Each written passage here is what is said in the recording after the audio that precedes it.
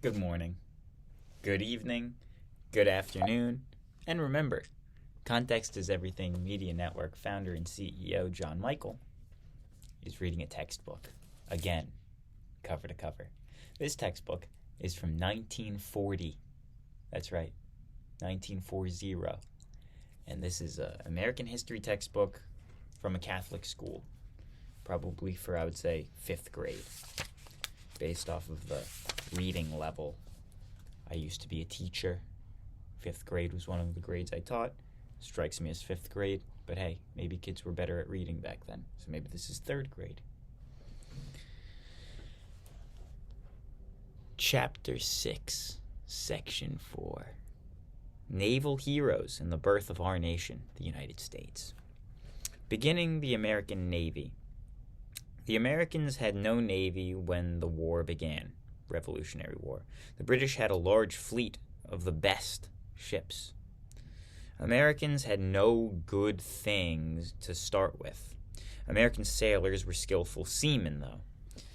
Congress ordered 13 small ships to be fitted out during the first year of the war. They were small, but they were swift-sailing vessels. Their crews and officers were bold and skillful seamen. They could not give battle to the bold and skillful... What? They could not give battle to the great English warships. The best chance the Americans had was to spread out over the seas and capture British merchant ships. They sailed far and wide. They even dared to cruise into British waters. They entered British harbors. And they burned British ships at their own docks. Within 3 years, the little American Navy captured 500 ships.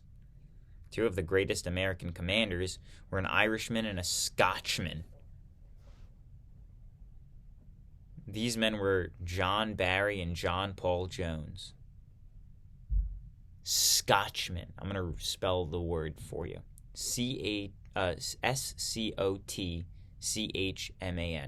A Scotchman. Never heard of it. Scotsman? John Paul Jones, the bass guitar player. John Barry, a good seaman. John Barry was born in Ireland. He went to sea and became a good sailor.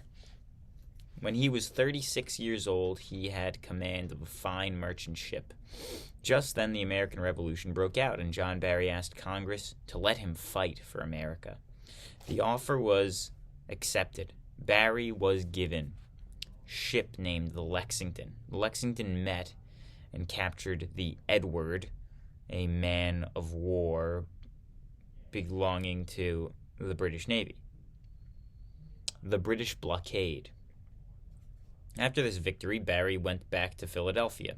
He was given a new ship, but the ship was not yet ready. Barry was impatient because he knew that there were British war vessels in the Delaware River.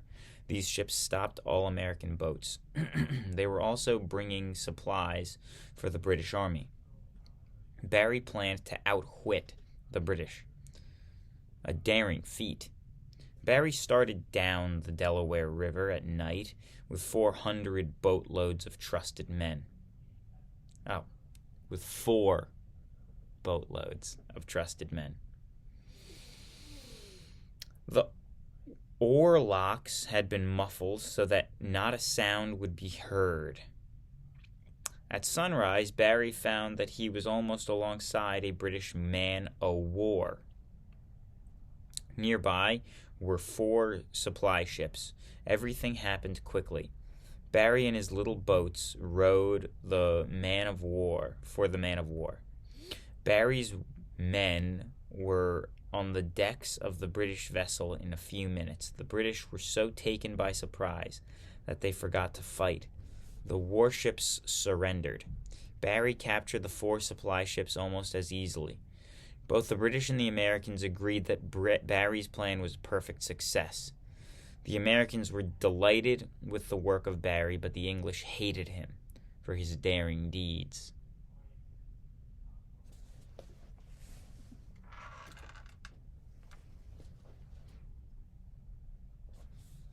Not great lighting, but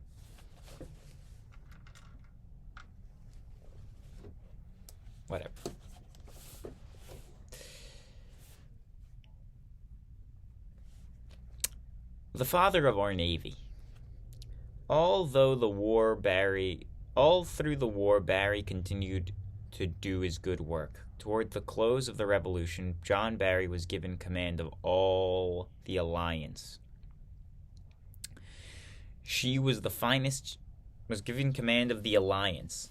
She was the finest ship in the American Navy. Barry was sent on a mission to France. Going and coming, he captured 4 British warships. Sometimes, when Barry could not fight at sea, he joined the troops and fought on land. He was a good soldier. Congress established the regular United States Navy Department after we won our independence. The first officer in the new Navy was Captain John Barry. Barry had charge of the building of the American warship, the United States. That was the name of the warship, the United States. He was in command of her until he left the Navy to spend his last days in Philadelphia. Americans gratefully remembered Captain John Barry as the father of the American Navy. John Paul Jones, an adventuresome lad. Another great name in the history of the Navy was John Paul Jones. Jones was born in Scotland. At first, he called himself John Paul. Later, he added Jones. He was 2 years younger than John Barry. The early home of John Paul Jones was near the sea. He was only a boy when he joined a ship. His first long voyage took him to America. He liked it here and decided to stay. Services to America. John Paul Jones went to sea for America after the Revolution broke out. He fought bravely on several ships. At last he found himself in command of a ship that could hardly float. He was an old and almost useless French merchantman. She, meaning the boat, was an old and almost useless French merchantman. Jones decided to turn the ship into a battleship. He got together a battery of 40 guns, and most of them as poor as the vessel itself. The guns in the warship are often referred to as a battery. He renamed the ship the Bon Homme Richard, which means the poor Richard. This was in honor of Benjamin Franklin. The name was only good thing about the ship. Jones used this old craft to capture several English prizes. Then he found himself in a fierce naval battle against the fine new British frigate, the Serapis. The frigate was a 3-masted war vessel carrying many guns. I wonder what will happen. American pluck. The 2 vessels came together.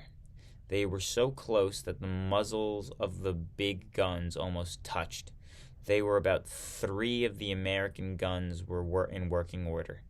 The American ships took fire. The British captain, thinking that Jones was ready to surrender, called him. "Have you struck your colors?" "I have not yet begun to fight," answered Jones. The British soon learned that he spoke the truth. The fight was a fierce one. The British were getting the worst of it. At last, the British captain surrendered. Jones and his crew worked with might and main to move their wounded men onto the captured British ship. Hardly had the last man left the American vessel when she sank. Oh, so the American vessel, the Poor Richard, sank, but they left on the British ship.